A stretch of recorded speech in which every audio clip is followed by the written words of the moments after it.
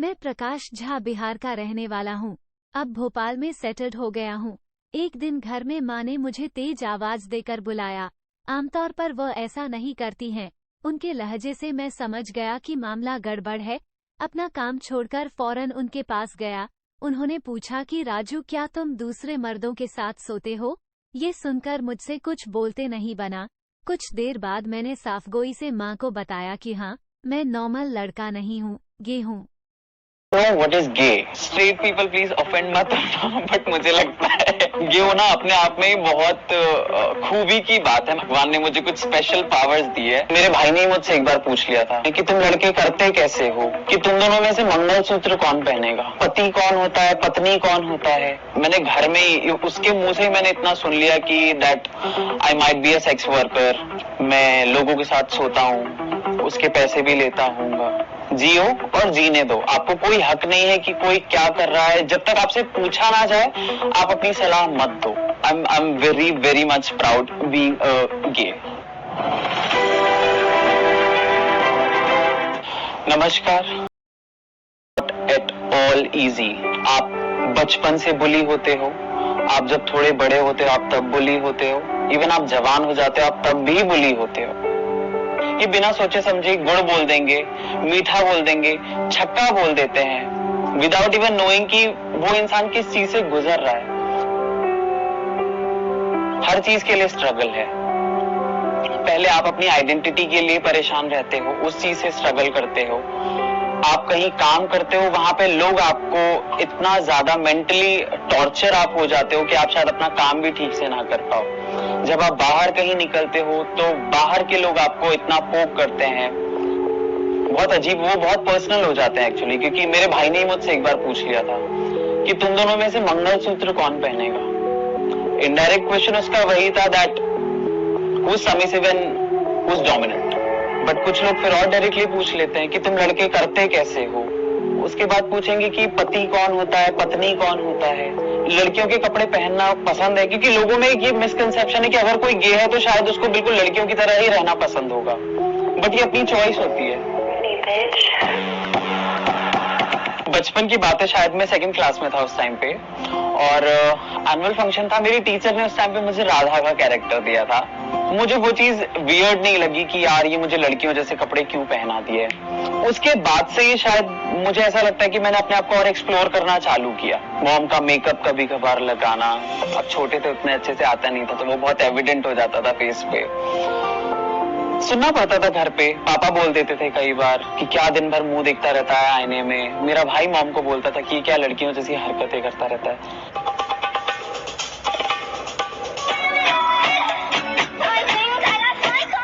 Confusion बहुत था। जब मुझे लगने लग गया कि मैं इनसे अलग हूं तो मुझे खुद डाउट होता था कि मैं लड़का हूं या कहीं मैं ट्रांसजेंडर तो नहीं हूं।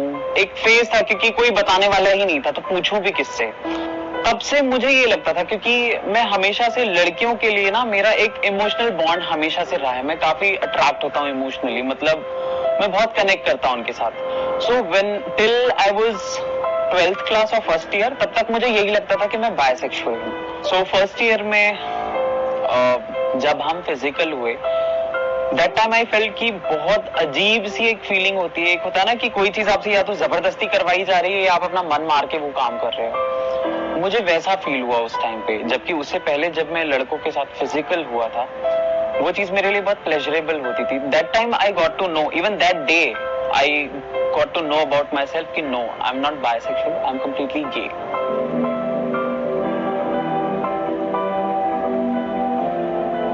गे लोगों के लिए पार्टनर ढूंढना आज की तारीख में इतना आसान नहीं होता है। बहुत सारे लोग या तो एक फेक मैरिज में जीते हैं, और जो अपने आप को ओपनली एक्सेप्ट करते हैं वो अकेले रहते हैं।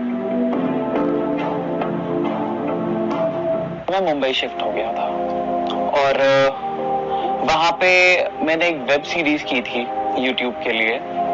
वो मेरे भाई ने मेरी मॉम को दिखा दिया था और उस वीडियो में मेरा एक स्मूथिंग सीन था। सो उन्होंने मुझे उठाया और उन्होंने मुझसे बहुत ही डायरेक्टली पूछा कि मुंबई में क्या तुम लोगों के साथ सोते हो। जब मैं लॉकडाउन में भोपाल वापस आया था 2020 में, तो मैंने उनको बहुत ही डायरेक्टली बोला कि देखो आपको इतना कुछ पता चल ही गया है, तो अब एक और चीज बताना चाहूंगा कि मुझे लड़कियों में कोई इंटरेस्ट नहीं है। तो मैंने उनको उनका ही एक एक्सप्लेनेशन दिया कि अगर जैसे पापा को देख के आपको जो अट्रैक्शन फील होता है या पापा को आपको देखने के बाद जो एक अट्रैक्शन फील होता है वो मुझे एक लड़के को देखकर होता है, लड़की को देख के नहीं होता।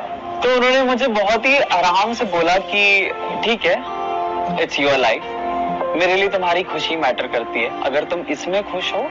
आई फील एक्चुअली कि मैं बहुत ज्यादा फॉर्चुनेट हूँ क्योंकि हर किसी को ऐसी माँ नहीं मिलती।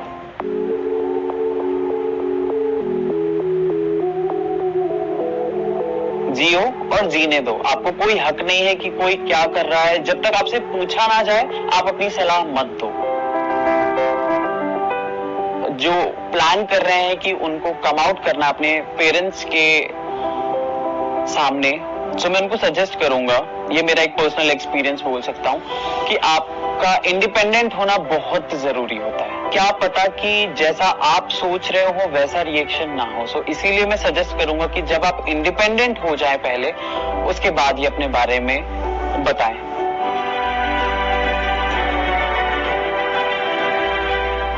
I'm very much proud being a gay.